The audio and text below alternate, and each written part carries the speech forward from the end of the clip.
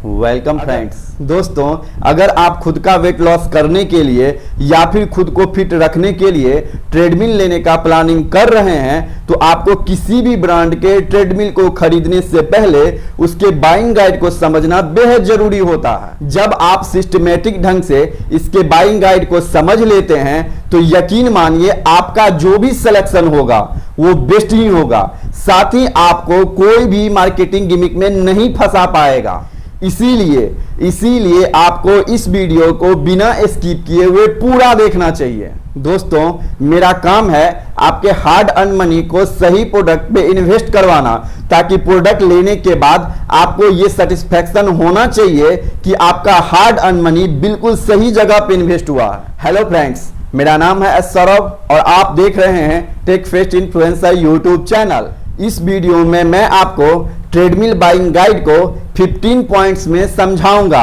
इन सारे पॉइंट्स को डिटेल में समझाने की कोशिश करेंगे ताकि आपको आसानी से सब चीज समझ में आ जाए। सबसे पहले बात करेंगे ट्रेडमिल के मोटर का। दोस्तों, आप मोटर को ट्रेडमिल का हार्ट भी कह सकते हैं, क्योंकि ये वो पार्ट है जिसके बिना ट्रेडमिल का कल्पना करना संभव नहीं है। आप किसी भी ब्रांड का ट्रेडमिल क्यों ना ले, इस बात का आपको सुनिश्चित करना है कि 1.5 HP से 3 HP तक का मोटर होना ही चाहिए। 3 HP से ज्यादा का हो जाए तो कोई दिक्कत नहीं है। साथ ही मोटर का बाइंडिंग भी अच्छी क्वालिटी का हो ताकि यह लॉन्ग लाइफ आपको सर्विस प्रोवाइड कर सके। अब बात करते हैं वेट रिस्ट्रिक्शन की। किसी भी ट्रेडमिल को लेने से पहले खुद के वेट का नॉलेज होना बेहद जरूरी होता है। आपको अपने वेट के अकॉर्डिंग ही ट्रेडमिल को सेलेक्ट करना चाहिए। सपोज कीजिए कि आपका वेट 100 kg का है तो आपको 125 kg या फिर इससे ज्यादा वेट का ट्रेडमिल लेना चाहिए, और यही सही तरीका होता है। नॉर्मली ट्रेडमिल के बेल्ट का डायमेंशन भी बहुत मायने रखता है, इसीलिए आप जो भी ट्रेडमिल लेंगे उसका बेल्ट 48 इंच लॉन्ग और 16 इंच वाइड होना चाहिए। अब बात करते हैं इसके स्पीड की। देखिए, आपको ट्रेडमिल में वेरियस स्पीड मोड देखने को मिलेगा। इसका स्पीड रेंज 1 किलोमीटर से लेकर के 20 किलोमीटर के बीच में होता है। अगर आप फास्ट रनिंग के लिए ट्रेडमिल ले रहे हैं तो हाई स्पीड वाला ट्रेडमिल आपको कंसीडर करना चाहिए। किसी भी ब्रांड के ट्रेडमिल में इंक्लाइनेशन फैक्टर बहुत मायने रखता है, इसीलिए आपको भी प्रॉपर इंक्लाइनेशन और ऑटो इंक्लाइनेशन जैसे टर्म पे खास ध्यान देना है। चलिए मैं आपको बताता हूं कि प्रॉपर इंक्लाइनेशन क्या होता है और ये क्यों आपके लिए जरूरी है। अगर आप वेट लॉस, वॉकिंग या फिर रनिंग के लिए ट्रेडमिल लेना चाहते हैं तो जरूरी हो जाता है कि आपको प्रॉपर इंक्लाइनेशन मिले, ताकि आप रनिंग या फिर वॉकिंग के वक्त खुद को इंजर्ड ना कर ले। 10% तक के इंक्लाइनेशन को नॉर्मल इंक्लाइनेशन में कंसीडर किया जाता है। ट्रेडमिल दो तरह के इंक्लाइनेशन के साथ आता है। किसी में आपको मैनुअल इंक्लाइनेशन देखने को मिलता है तो किसी में ऑटो इंक्लाइनेशन का फीचर मिल जाएगा। चलिए दोनों ही इंक्लाइनेशन के बारे में आपको मैं डिटेल में बता देता हूं। जिस ट्रेडमिल में आपको मैनुअल इंक्लाइनेशन का फीचर मिलता है उसमें आपको इंक्लाइनेशन पोजीशन को खुद से सेट करना होता है। चूंकि आपको इसमें खुद से मैनेज करना पड़ता है, इसीलिए ऐसे ट्रेडमिल का प्राइस भी कम होता है। जबकि ऑटो इंक्लाइनेशन फीचर के साथ आने वाले ट्रेडमिल में इंक्लाइनेशन को बटन को प्रेस करके मैनेज किया जा सकता है। ऐसा करना आपके लिए बहुत आसान होता है, आपको मैनुअली कुछ भी करने की जरूरत नहीं होती है। इस फीचर की सबसे अच्छी बात यह है कि जब आप वर्कआउट कर रहे होते हैं तो ड्यूरिंग वर्कआउट भी आप इंक्लाइनेशन को मैनेज कर सकते हैं, जो कि अच्छी बात है।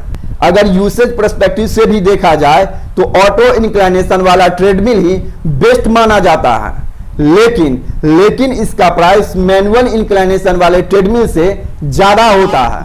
अगर आप मुझसे पूछेंगे तो मैं आपको यही सलाह दूंगा कि आपको ऑटो इंक्लाइनेशन वाला ट्रेडमिल अपने लिए कंसीडर करना चाहिए। किसी भी ट्रेडमिल को खरीदने से पहले उसके स्टेबिलिटी को जरूर चेक कर लेना चाहिए। अब आप सोच रहे होंगे कि स्टेबिलिटी फैक्टर से आपका क्या मतलब है। मतलब इसीलिए है क्योंकि जब आप रनिंग या फिर वॉकिंग कर रहे होते हैं तो ट्रेडमिल बिल्कुल भी हिलना नहीं चाहिए। आपको इस बात को सुनिश्चित करना है कि उसका स्टेबिलिटी इनक्रेडिबल हो, ताकि वर्कआउट के वक्त आप किसी तरह से इंजर्ड ना हो। वीडियो में आगे बढ़ते हैं और बात करते हैं कुशनिंग की। आपके बॉडी वेट के कारण वर्कआउट के वक्त जब आप रनिंग या फिर वॉकिंग कर रहे होते हैं तो ट्रेडमिल पे एक्स्ट्रा शॉक प्रेशर पड़ता है। कुशनिंग इस शॉक को एब्जॉर्ब करने में हेल्प करता है, इसीलिए आप कुशनिंग के क्वालिटी को जरूर चेक कर लीजिएगा। आई होप आपको अब तक जो भी मैंने बताया है वो अच्छे से आपको समझ में आ गया होगा। वीडियो में आगे बढ़ते हैं और बात करते हैं कंट्रोल पैनल की। आपको वर्कआउट करते वक्त बटन को प्रेस करने में या ट्रेडमिल को ऑपरेट करने में स्ट्रगल करना ना पड़े। उसका फंक्शन इतना सिंपल होना चाहिए कि आपको कोई भी बटन प्रेस करने में या उसके कंट्रोल पैनल को समझने में कोई दिक्कत ना हो। कंट्रोल पैनल को चेक करते वक्त आपको 3 to 4 पॉइंट्स को खासा ध्यान रखना है, वो मैं आपको बता देता हूं। पहला, फ्लाईव्हील। इसका काम ट्रेडमिल के स्पीड और कंसिस्टेंसी को कंट्रोल करना है। इस फीचर की वजह से ड्यूरिंग वर्कआउट आप बिना किसी जर्क या फिर एब्रप्ट स्टॉप के अपने स्पीड को मेंटेन कर पाएंगे। दूसरा, ट्रेडमिल रोलर्स। इसका काम बेल्ट और मोटर को घिसने या टूटने से बचाना है। यह ट्रेड बेल्ट को सपोर्ट प्रोवाइड करने का काम करता है, जिससे बेल्ट घिसने से बच जाता है। अब बात करते हैं ट्रेडमिल फ्रेम की। आपको अच्छी क्वालिटी का फ्रेम कंसीडर करना चाहिए। कोशिश कीजिए कि एल्युमिनियम से बना हुआ फ्रेम आपको मिले, क्योंकि एल्युमिनियम से बना हुआ फ्रेम स्ट्रांग होता है और लंबे समय तक चलता भी है। यह लंबे समय तक इसीलिए चल पाता है क्योंकि इसमें रस्ट यानी कि जंग नहीं लगता है। आप एल्युमिनियम की जगह पे दूसरे मटेरियल का बना हुआ भी फ्रेम ले सकते हैं, लेकिन आपको इस बात का खासा ध्यान रखना है कि वो रस्ट फ्री होना चाहिए। अगला जो पॉइंट है वो है running deck. Normal running deck में रोलर के ऊपर बेल्ट लगा हुआ होता है, जबकि एक्सपेंसिव ट्रेडमिल में रोलर के बेल्ट के ऊपर कुशनिंग होता है। आपके लिए यही बेहतर होगा कि आपके रोलर के बेल्ट के ऊपर कुशनिंग हो, ताकि बेल्ट लंबे समय तक चल सके और आपके लिए भी कंफर्टेबल हो। नॉर्मल स्ट्राइड में डेक का साइज 20 इंच से 60 इंच तक का होना चाहिए, लेकिन जबकि लंबे स्ट्राइड में ये साइज थोड़ा वेरी कर सकता है। नेक्स्ट पॉइंट है लुब्रिकेशन। ट्रेडमिल के रनिंग एरिया का लुब्रिकेशन समय समय पे होना बेहद जरूरी होता है, क्योंकि अगर आप ऐसा नहीं करेंगे तो आपका ट्रेडमिल लंबे समय तक आपका साथ नहीं देगा, क्योंकि कुछ ही समय के बाद उसके रोलर पे जंग लगने लगेगा और धीरे धीरे आपके लिए प्रॉब्लम क्रिएट करना शुरू कर देगा। ट्रेडमिल में लुब्रिकेशन प्रोसेस 2 तरह से कंप्लीट किया जा सकता है। कुछ में आपको ऑटो लुब्रिकेशन का प्रोसेस मिल जाएगा, तो कुछ में आपको मैनुअल लुब्रिकेशन प्रोसेस को फॉलो करना पड़ेगा। ऑटो लुब्रिकेशन में आपको मेंटेनेंस करने की कोई जरूरत नहीं होती है, जबकि मैनुअल में आपको इस बात का खासा ध्यान रखना है कि समय समय पे उसका लुब्रिकेशन होना चाहिए। मैं आपको ऑटो लुब्रिकेशन वाला ट्रेडमिल लेने की सलाह दूंगा और आपके लिए भी यही सही होगा। आपको ट्रेडमिल में बहुत से प्री बिल्ट प्रोग्राम देखने को मिल जाएगा, जैसे कि 1 kilometre running on flat surface at normal speed. इसी तरह से आपको अलग अलग मोड भी देखने को मिल जाएगा। ये सारे मोड प्री बिल्ट ही होते हैं। आपको भी प्री बिल्ट प्रोग्राम वाला ट्रेडमिल ही कंसीडर करना चाहिए। जब आप वर्कआउट कर रहे हो तो आपको heart rate, calories burn, BMI, speed की ट्रैकिंग को शो करने के लिए ट्रेडमिल में डिस्प्ले का होना बेहद जरूरी होता है। इसीलिए इस बात का आपको खासा ध्यान रखना चाहिए कि आप जो भी ट्रेडमिल लें उसके डिस्प्ले पे ये सारे फंक्शन आपको शो करना चाहिए। लास्ट बट नॉट लिस्ट, अब बात करते हैं वारंटी की। आप किसी भी ब्रांड का कोई भी ट्रेडमिल क्यों ना ले, आपको मैक्सिमम वारंटी को जरूर कंसीडर करना चाहिए।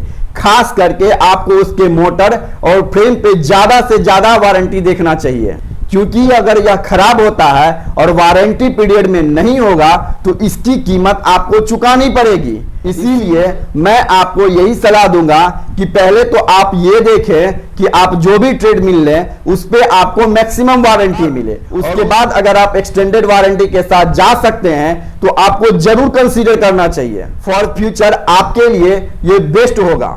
दोस्तों, मैंने ट्रेडमिल बाइंग गाइड को अच्छे से समझाने की कोशिश किया है। अगर आप मेरे बताए गए पॉइंट को फॉलो करते हैं तो आप यकीन मानिए आप एक शानदार ट्रेडमिल खरीद पाएंगे। मैंने आपके लिए बेस्ट ट्रेडमिल का सिलेक्शन करके उसका लिंक आपको वीडियो के डिस्क्रिप्शन बॉक्स में दे दिया है, आप उसे जरूर चेक कीजिएगा। वीडियो अगर आपको इंफॉर्मेटिव लग रहा हो तो वीडियो को लाइक कर दें और चैनल को सब्सक्राइब करके बेल आइकन बटन को प्रेस कर दें, ताकि आपको आने वाले वीडियो का लेटेस्ट अपडेट सबसे पहले मिले। वीडियो देखने के लिए आप सबका बहुत बहुत धन्यवाद।